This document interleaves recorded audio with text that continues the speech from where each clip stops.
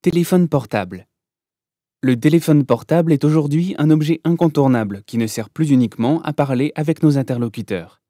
Il faut ainsi distinguer les conversations que nous pouvons avoir au téléphone et l'usage de celui-ci lorsque nous conduisons.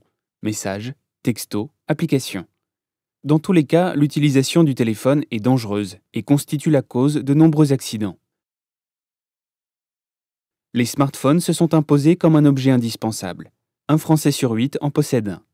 Outre le fait d'être joignable partout, par appel ou par message, certaines applications sont très utiles aux automobilistes comme les GPS, les infos de trafic et de navigation communautaire, ou encore les recherches de places de stationnement, de stations essence ou de covoitureurs. Face à cette utilisation multitâche de notre téléphone et son impact désastreux sur la conduite, il est désormais interdit de téléphoner même avec un kit main libre ou une oreillette Bluetooth, mais aussi de faire usage du téléphone, c'est-à-dire de le prendre en main pour le manipuler ou pour le regarder. Toute prise en main, même sans l'utiliser, est désormais strictement interdite lorsque vous roulez, car le téléphone constitue une cause majeure de distraction. Les études sont en effet formelles. Un accident corporel sur 10 est causé par l'utilisation du téléphone en conduisant. Téléphoner multiplie par 3 le risque d'accident. Et écrire un message multiplie le risque d'accident par 23. Lorsque vous rédigez votre message, vous pouvez ne plus regarder la route pendant presque 6 secondes. Cette durée est excessivement longue et dangereuse lorsqu'on sait que la distance de sécurité à maintenir pour pouvoir freiner à temps est de 2 secondes. Or, malgré ces chiffres, un conducteur sur 2 avoue utiliser son téléphone lorsqu'il conduit. Plus de 300 000 conducteurs ont été verbalisés en 2015.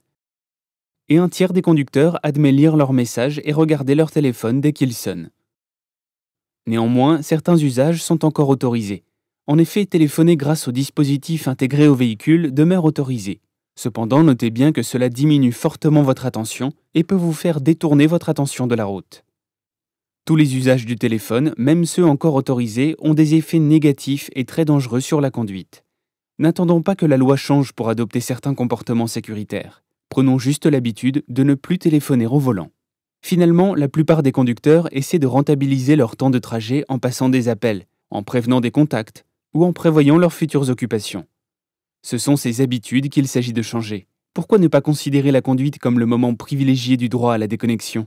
Vous êtes enfin injoignable et tranquille. Profitez donc de ce moment. Le téléphone portable est un fabuleux outil de communication qui est aujourd'hui bardé d'applications, mais qui est totalement incompatible avec la tâche de conduite, qui est, je vous le rappelle, une tâche complexe et multiple.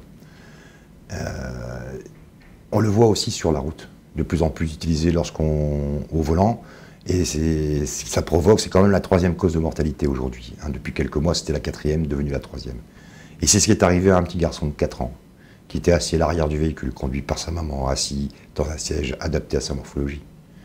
Tous deux circulaient sur une route départementale paisiblement. Ils ont croisé la route d'un conducteur qui utilisait son téléphone portable. Alors on ne sait pas s'il était en communication ou s'il écrivait ou lisait un SMS. Toujours est-il qu'il a perdu le contrôle de sa trajectoire. Il s'est retrouvé en sens inverse de circulation. Il y a eu choc frontal très violent, tuant sur le coup cette maman et ce petit garçon de 4 ans.